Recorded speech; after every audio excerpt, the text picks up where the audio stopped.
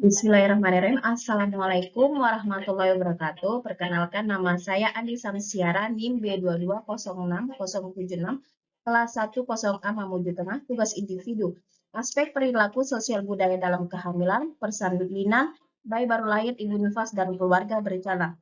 Mata kuliah praktek profesional kebidanan, dosen pengampu, Ibu Rismawati, SST, Master Kesehatan. Aspek perilaku sosial budaya dalam kehamilan, fakta dari berbagai kalangan masyarakat Indonesia masih banyak ibu-ibu yang menganggap kehamilan sebagai hal yang biasa, alamiah dan kodrat. Mereka merasa tidak perlu memeriksakan dirinya secara rutin ke bidan ataupun dokter. Hal ini kemungkinan disebabkan oleh rendahnya tingkat pendidikan dan kurangnya informasi. Selain dari kurangnya pengetahuan akan pentingnya perawatan kehamilan, permasalahan-permasalahan pada kehamilan dan persalinan dipengaruhi juga oleh faktor nikah pada usia muda yang masih banyak dijumpai di daerah pedesaan. Di samping itu, dengan masih adanya preferensi terhadap jenis kelamin anak khususnya pada beberapa suku, yang menyebabkan istri mengalami kehamilan yang berturut-turut dalam jangka waktu yang relatif pendek. Penyebab itu mempunyai risiko tinggi saat melahirkan. Permasalahan lain yang cukup besar pengaruhnya pada kehamilan adalah masalah gizi. Hal ini disebabkan karena adanya kepercayaan dan pantangan-pantangan terhadap makanan. Sementara kegiatan mereka sehari-hari tidak berkurang, ditambah lagi dengan pantangan-pantangan terhadap beberapa makanan yang sebenarnya sangat dibutuhkan oleh wanita hamil, tentunya akan berdampak negatif terhadap kesehatan ibu dan janin. Tidak heran kalau anemia dan kurang gizi pada ibu hamil cukup tinggi, terutama di daerah pedesaan. Aspek perilaku sosial budaya dalam kehamilan yang pertama, larangan ibu hamil memakan buah nanas karena dapat menyebabkan keguguran. Yang kedua, kalau ibu hamil tidak boleh duduk di depan pintu karena pada saat mau melahirkan bayinya susah keluar. Ketiga, ibu hamil dilarang makan kepiting dan udang. Yang keempat, tidak boleh makan tebu dan minum kopi. Yang kelima, ibu hamil tidak boleh merendam cucian terlalu lama karena dipercaya bisa membuat kaki ibu bengkak dan berat. Yang keenam, ibu hamil dilarang makan makanan yang pedas. Yang ketujuh, sarung tidak boleh disimpan di leher karena pada saat melahirkan bisa terjadi lilitan tali pusat. Yang kedelapan, tidak boleh keluar malam dan menggaruk perut yang gatal dikarenakan dapat membuat kulit bayi dalam kandungan bisa lebam. Ibu hamil dilarang tidur siang karena takut bayinya besar dan sulit melahirkan. Perilaku sosial budaya dalam persalinan. Yang pertama, ibu yang mengalami kesulitan dalam melahirkan, rambutnya harus diurai dan persalinan dilakukan di lantai, diharapkan ibu dapat dengan mudah melahirkan. Yang kedua, ibu disuruh minum ramuan atau minyak agar persalinannya lancar.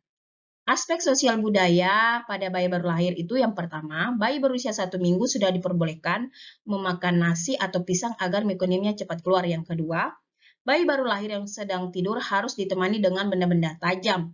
Mungkin seperti contohnya seperti ada yang memakai di daerah-daerah itu mungkin ada yang memakai jarum ataupun seperti pisau. Yang ketiga, bayi baru lahir harus menggunakan gurita atau bedong. Aspek sosial budaya pada ibu nifas yang pertama, ibu menyusui dilarang makan makanan yang asin, misalnya ikan asin, telur asin karena bisa membuat ASI jadi asin. Yang kedua, ibu habis melahirkan dilarang tidur siang. Yang ketiga, ibu postpartum harus tidur dengan posisi duduk atau setengah duduk karena takut darah kotor naik ke mata. Yang keempat, tidak boleh mandi dan keramas karena bisa masuk angin. Ibu wajib memakai stagen. Yang keenam, tidak boleh keluar rumah selama 40 hari, tidak boleh tidur terlentang. Aspek sosial budaya dalam keluarga berencana yang pertama, wanita yang berusia 40 tahun tidak perlu memakai alat kontrasepsi, tetapi nyatanya selama proses menstruasi masih lancar, maka perempuan masih berpeluang untuk hamil dan melahirkan. Yang kedua, menggunakan alat kontrasepsi bisa menyebabkan ketidaksuburan di masa depan. Nyatanya, kesuburan kembali setelah alat kontrasepsi dilepas dan tergantung jenis tekon yang digunakan. Kurangnya komunikasi dan penyuluhan yang disampaikan petugas kesehatan kepada masyarakat menyebabkan kurangnya pengetahuan masyarakat tentang KB sehingga mereka tidak tertarik untuk mengikuti KB. 4. Pada masyarakat yang taraf ekonominya rendah cenderung tidak mau mengikuti KB karena tidak mempunyai biaya atau mahalnya biaya pelayanan. Jadi kita sebagai seorang bidan, yang pertama yang harus kita lakukan itu adalah yang harus mampu menggerakkan peran serta masyarakat khususnya berkaitan dengan kesehatan ibu hamil, ibu bersalin, ibu nifas, bayi baru lahir, anak remaja, dan usia lanjut. Seorang bidan juga harus memiliki kompetensi yang cukup berkaitan dengan tugas peran serta tanggung jawabnya. Menjadi seorang bidan bukanlah hal yang mudah. Seorang bidan harus siap fisik maupun mental, karena tugas seorang bidan sangatlah berat.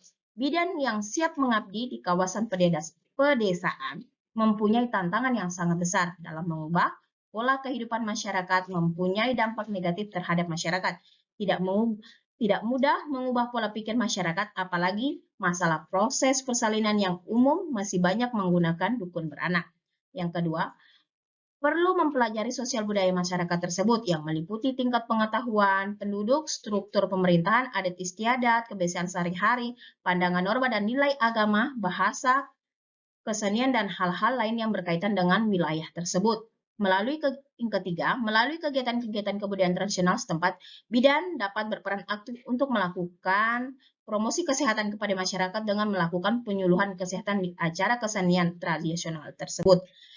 Itulah yang saya dapat sampaikan. Terima kasih. Wassalamualaikum warahmatullahi wabarakatuh.